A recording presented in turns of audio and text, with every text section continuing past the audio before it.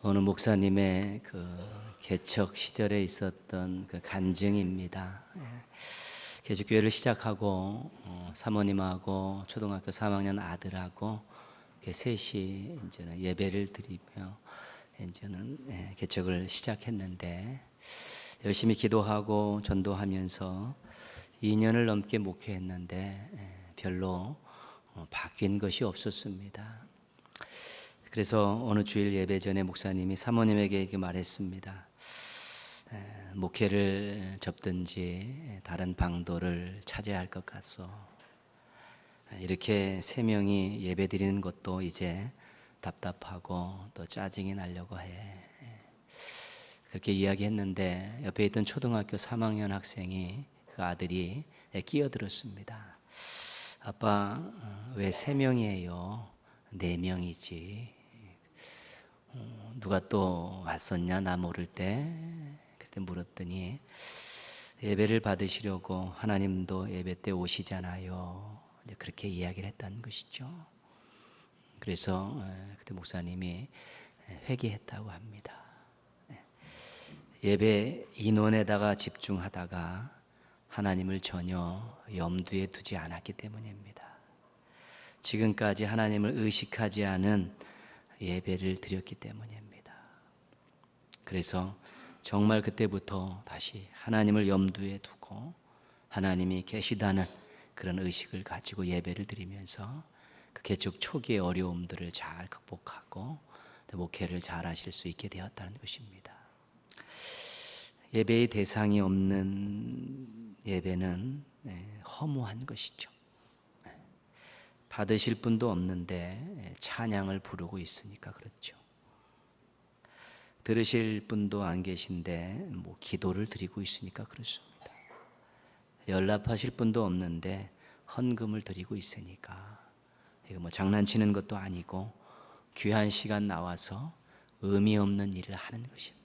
종교적인 행위를 하는 것이죠. 대상이 없는데 예배 대상이 없는데 그 안에서 일어나는 모든 일들은 전부 아무 의미가 없다는 것입니다. 신앙의 1번은 대상입니다. 내가 누구를 믿느냐, 내가 누구를 믿고 의지하고 섬기느냐, 그 대상이 분명해야지만이 그분께 예배를 드리는 것이고요, 그분께 기도를 하는 것이고요, 또 그분의 뜻대로 사는 것입니다. 그 대상이 불분명하면 그 하는 모든 일들이 전부 의미가 없어지는 것입니다. 원래 신을 믿지 않는 사람들은 무신론입니다. 그렇기 때문에 그들이 섬겨야 될 대상은 없는 것입니다. 종교는 어떤 신을 섬기느냐에 따라서 다 달라지는 것입니다. 근데 대상을 정해놓고 대상을 무시하면 그것은 제대로 된 신앙이 될 수 없는 것입니다.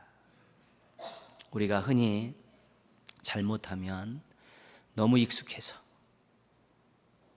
또 너무 편해서 아니면 너무 자기가 우쭐대느라고 대상을 잃어버릴 때가 굉장히 많습니다. 이것이 누구를 의식하고 드리는 것이고 이것이 누구를 의식하고 하는 것인가, 이 대상을 잃어버리게 되면 그때 하는 모든 일들은 의미도 없고 가치도 없고 또 허무한 것입니다. 우리는 분명한 신앙의 대상을 가지고 있습니다. 창조주 하나님이십니다. 우리를 구원하신 아버지 하나님이십니다. 분명하게 대상을 분명히 해놓으면 드릴 때 받으시는 분이 분명해지는 것이고요, 받을 때 베풀어 주시는 분이 분명한 것입니다. 그럴 때 드리면서 또 감격이 있고 받으면서 감사가 있고 그런 것입니다. 도대체 허공을 향해서 누가 받으실지 모르게 아무리 던지는 소용없는 일이고요, 어디서 올지 모르고 무언가를 기다리는 것 자체도 굉장히 의미 없는 일입니다. 그래서 신앙인들이 늘 신앙의 대상을 분명히 하고 또 신앙의 대상을 염두에 두고 의식하면서 그렇게 신앙생활을 하게 될 때 정말로 그 신앙의 대상 대신 그 하나님에 의해서 또 새로운 모습들, 아름다운 인생들, 또 귀한 것들을 또 경험하며 살 수 있게 되는 것입니다. 익숙해져서 또 교만해져서 신앙의 대상을 절대로 잃어버리지 말고 분명한 신앙의 대상을 모시고 분명한 신앙의 대상을 염두에 두고 신앙생활하는 우리 건강한 성도들 되기를 주님의 이름으로 축복합니다. 예. 솔로몬은 왕이 될 때 한 일이 없습니다. 성경은 그렇게 말씀하고 있습니다. 그 형제들처럼 왕이 되기 위해서 은밀하게 무엇을 주도했다든가 또 세를 확장하는 그런 흔적들이 나오지 않습니다.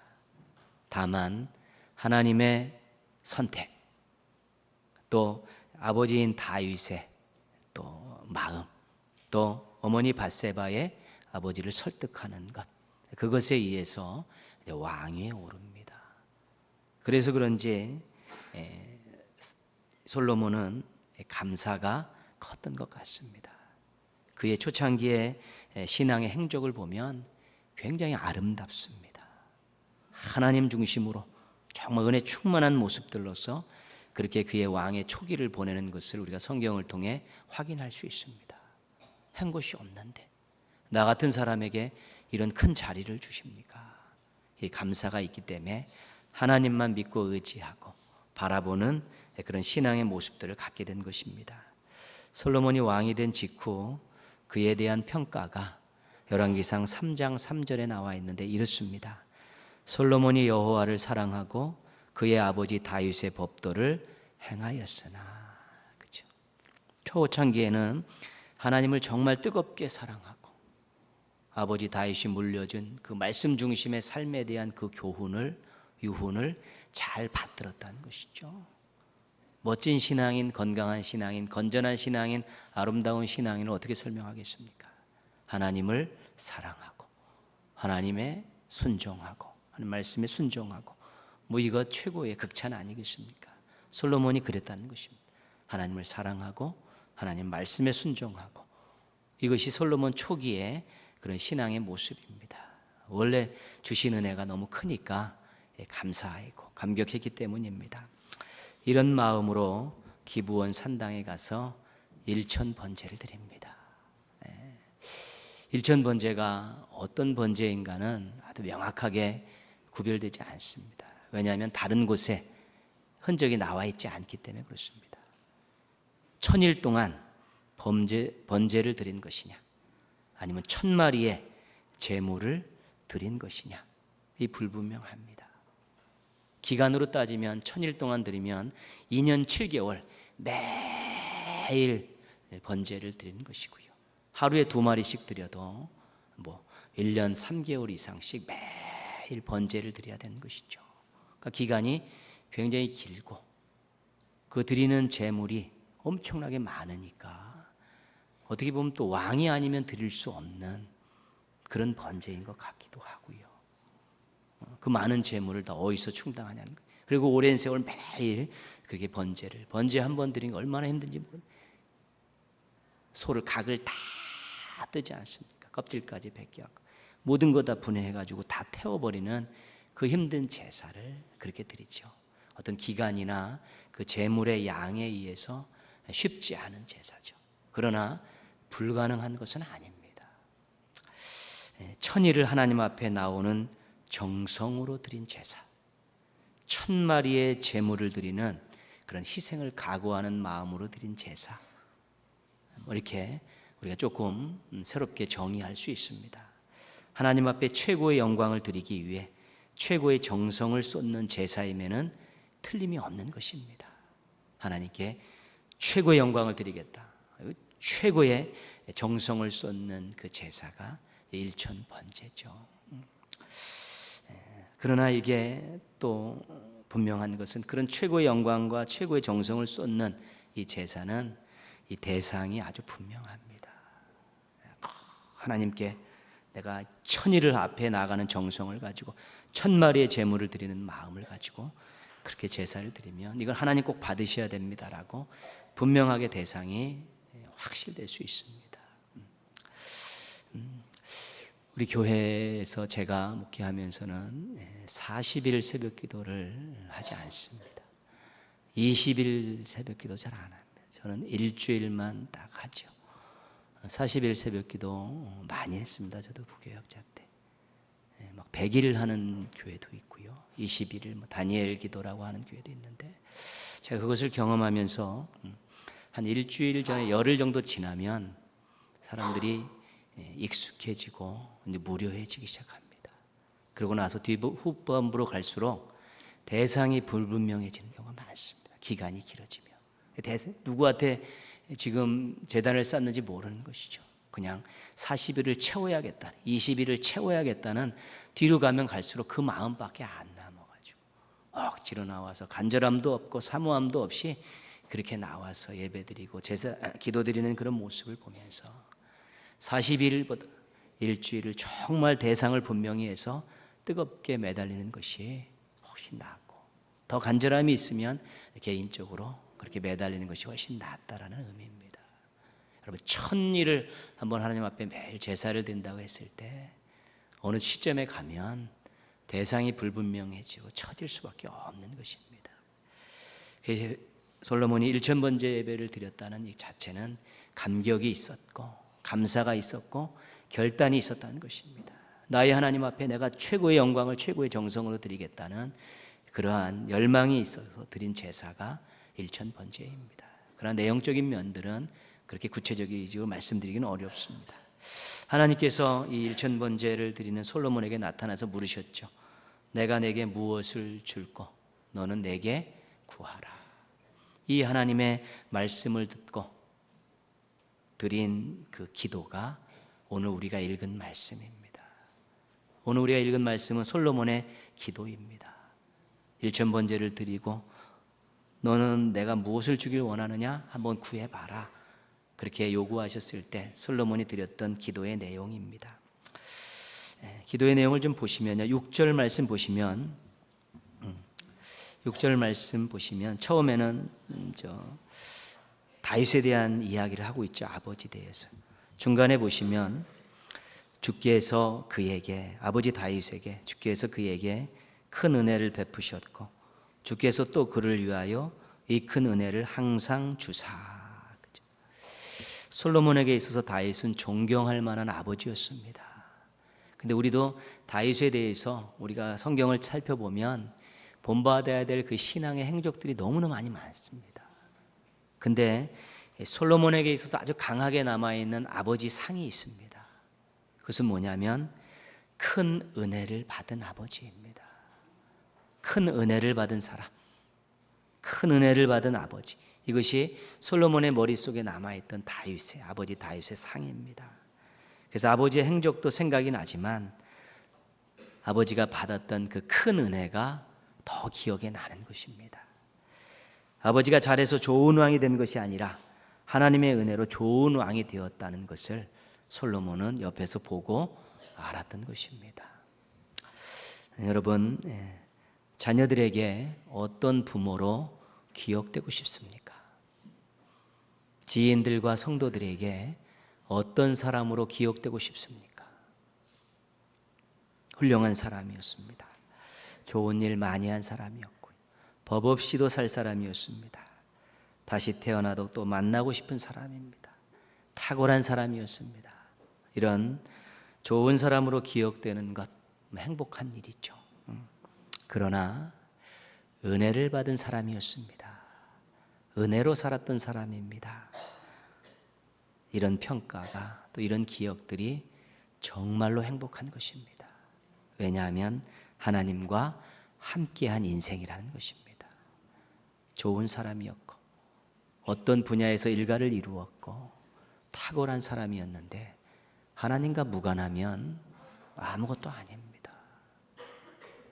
세상에서는 인정받은 사람으로 기억될지 모르지만 하나님과 무관하면 아무것도 아닙니다. 근데 은혜를 받은 사람입니다. 하나님의 은혜로 살았던 사람입니다라고 누가 기억해주고 평가할 수 있다면 정말 평생 하나님과 동행한 인생이고요. 정말 하나님의 사랑을 듬뿍 받은 인생이죠. 뭐 그것만큼 행복한 거 어디 있겠습니까? 자녀들이 우리 부모님은 은혜로 살았던 사람입니다. 우리 부모님은 큰 은혜를 받은 사람입니다. 그런 분들입니다.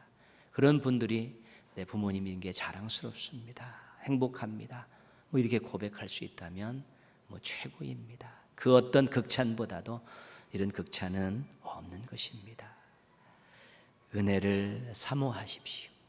은혜를 구하십시오. 근데 그 은혜의 출처가 어디인가를 항상 염두에 두십시오.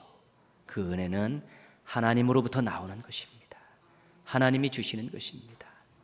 그래서 은혜를 주시는 하나님을 늘 염두에 두고 하나님을 사모하고 하나님을 바라보고 하나님께 기도할 때 은혜 충만할 수 있고 은혜로 살아가고 은혜로 가꾸어가는 인생을 만들어갈 수 있게 되는 것입니다. 그렇게 살아가게 될 때 주변에 있는 가족들과 사람들이 은혜의 사람으로 기억할 수 있는 것입니다. 묘비에다가 아무리 좋은 것들 막 새겨놓는다 할지라도 하나님과 무관한 것들은 별로 의미가 없는 것이죠. 그러나 은혜로 살았던 분, 만약 이렇게 쓸 수 있다면 뭐 최고의 행복이 될 수 있는 것입니다. 가족과 지인과 성도들에게 은혜로 살아온 인생으로 기억되는 여러분들 되시기를 주님의 이름으로 축원합니다. 7절에 솔로몬이 하나님을 부르고 있습니다. 나의 하나님 여호와여. 그죠? 솔로몬이 기도의 대상은 하나님이셨죠. 뭐 불변의 사실입니다. 근데 아버지가 큰 은혜를 받았던 것을 그가 기억하면서 고백하는 것으로 볼 때 솔로몬에게 있어서 하나님은 크신 하나님, 이런 것으로 고백할 수 있는 그런 분이셨습니다. 에스라, 느헤미야, 다니엘도 하나님을 크신 하나님으로 고백하고 있습니다. 시편 95편 3절입니다. 여호와는 크신 하나님이시요 모든 신들보다 크신 왕이시기 때문이로다. 우리 함께 모여 즐겁게 하나님을 찬양합시다.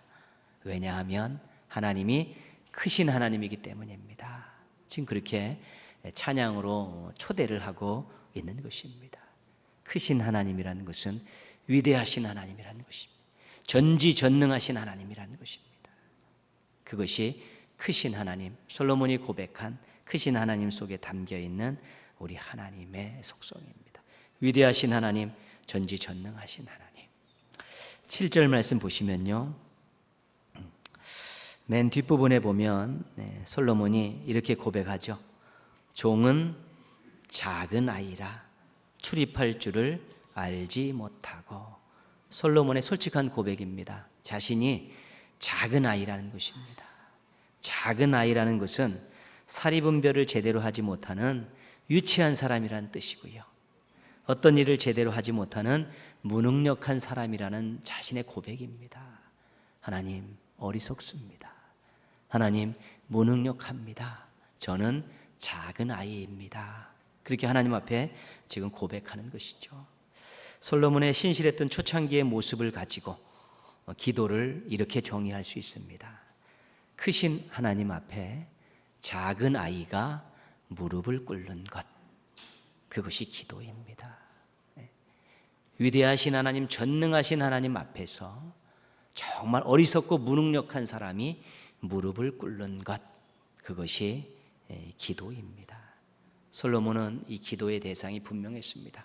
크신 하나님, 자기가 어떤 존재인가에 대해서도 확실히 이해하고 있었습니다.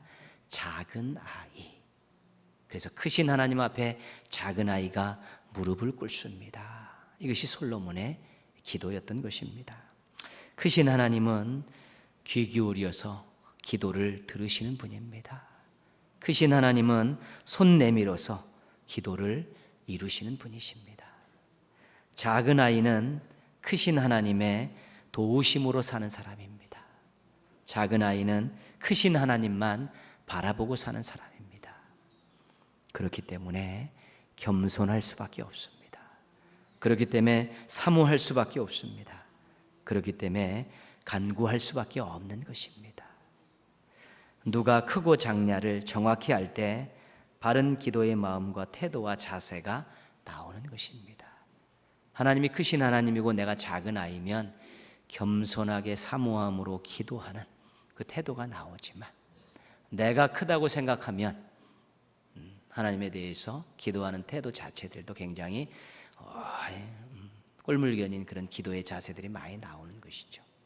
교만이라는 것은 뭐냐면 내가 하나님보다 크다는 어줍지 않은 착각을 갖는 것입니다. 겸손이라는 것은 나는 크신 하나님 앞에 비교할 수 없는 작은 아이입니다라는 그런 고백에서 나오는 것입니다. 8절 말씀 한번 보시면요, 주께서 택하신 백성 가운데 있나이다. 그들은 뭐라고 얘기합니까? 큰 백성이라. 그렇죠? 수요가 많아서 셀 수도 없고 기록할 수도 없사오니. 솔로몬이 지금 왕으로서 자신의 처지를 이야기하는 것이죠. 제가 백성들 사이에 있습니다. 근데 백성들은 큽니다. 이렇게 이야기하는 것이죠. 숫자가 많아서 큽니다. 그것은 그냥 객관적인 사실입니다. 여기서 이야기하고자 하는 것은 뭐냐면 제가 감당할 수 없는 백성들입니다.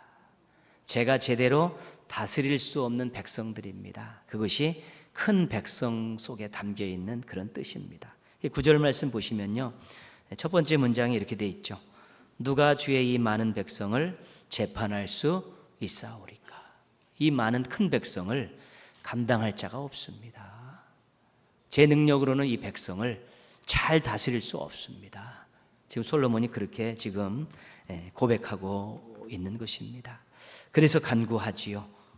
9절 보시면 누가 주의 이 많은 백성을 재판할 수 있사오리까. 듣는 마음을 종에게 주사 주의 백성을 재판하여 선악을 분별하게 하옵소서. 자신의 힘으로 안 되니까 하나님께 지혜를 달라고 간구하는 것입니다. 이 큰 백성을 작은 아이인 제가 감당할 수 없습니다. 크신 하나님께서 이 큰 백성을 잘 다스릴 수 있도록 지혜를 주십시오. 그렇게 기도하고 있는 것이죠. 솔로몬의 신실했던 초창기의 모습을 가지고 기도를 다시 정의합니다. 크신 하나님 앞에 작은 아이가 무릎을 꿇고 필요한 것을 구하는 것, 이것이 기도입니다. 크신 하나님 앞에 작은 아이가 무릎을 꿇고 자신의 필요를 구하는 것, 대상이 분명합니다. 크신 하나님입니다. 자신이 주제를 압니다. 작은 아이입니다. 내용이 구체적입니다. 지혜입니다. 이런 기도를 올려드렸을 때 하나님의 반응이 10절에 나와 있습니다. 같이 읽겠습니다. 10절입니다.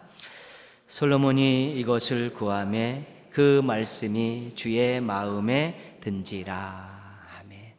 크신 하나님 앞에 작은 아이가 무릎을 꿇고 그 필요를 간구하는 그것을 보고 하나님께서 흡족하신 것입니다. 네 기도의 대상이 분명하구나. 네가 네 주제를 아는구나. 정말 네가 분명한 목적을 가지고 백성을 사랑하는 마음을 가지고 나에게 간구하고 있구나. 하나님께서 흡족하셨던 것이죠. 그래서 지혜 주실 뿐만 아니라 부귀와 영광을 보너스로 주셨습니다. 이 응답에 대해서 볼 때 우리 하나님은 어떤 하나님이시냐면 통 크신 하나님이십니다. 지혜뿐만 아니라 부귀와 영광을 보너스로 얹어주시는 그런 통 크신 하나님의 모습을 응답을 통해서 보여주고 계신 것입니다. 김현승 시인은 가을에는 기도하게 하소서라고 그의 가을의 기도라는 시의 첫 문장을 그렇게 시작합니다. 근데 성경은 기도에 대해서 좀 다르게 이야기합니다. 골로새서에서는 계속 기도하라. 데살로니가 전서에서는 쉬지 말고 기도하라. 그렇게 말씀합니다. 여러분, 기도가 노동이라면 하나님께서 이렇게 요구하지 않으셨을 것입니다. 기도는 크신 하나님이 주시는 것을 작은 아이가 받는 통로가 되는 것입니다. 그래서 계속해서 기도해라, 쉬지 말고 기도하라, 그렇게 초청하신 것이죠. 기도가 중노동이었다면 절대로 이렇게 초청하지는 않으셨을 것입니다. 지금이 우리가 가을이기도 하지만 우리가 계속 기도해오고 있는 가운데 조금도 기도에 힘쓸 때입니다. 한 해를 잘 결실하고 마감하기 위해서 기도하면서 자신의 부족함들을 채워나가야 하기 때문에 그렇습니다. 우리의 자녀들과 교회 학생들의 미래를 우리가 지원해 줘야 되기 때문에 그렇습니다. 입시로, 취업으로 노력하고 있는 우리의 자녀들, 우리 기도로 지원해 줘야 되고요. 또 우리가 추석이 가까운데 추석 안에 가정 안에 놀라운 일들을 경험해야 하기 때문에 그렇습니다. 믿지 않는 가정에서 추석을 세면서 또 고군분투하는 그런 신앙인들도 있고요. 가정 안에 아직 풀리지 않는 일들이 있어서 화목이 이루어지지 않은 그런 문제들이 있으면 또 그것을 위해서 기도하면서 이번 추석 명절에는 하나님의 놀라운 능력을 경험해서 화목한 가정을 이루겠다는 마음을 갖고 또 기도가 필요한 것이고요. 지금보다 더 좋은 하나님 앞에 신앙인으로 서야 하기 때문에 지금 또한 기도해야 될 때입니다. 내가 이 마음 갖고 살아도 되는가? 내가 이렇게 신앙생활해도 되는가? 우리 가정이 정말 이렇게 계속 가도 되는 것인가? 이런 것들을 한번 쭉 돌아보시면서 이 문제는 내 개인적이고 우리 가정과 이 모든 문제들은 크신 하나님께서 얼마든지 해결해 주실 수 있는 것이다. 작은 아이는 나는 해결할 수 없지만 크신 하나님은 이 큰 문제를 해결해 주실 수 있는 분이다.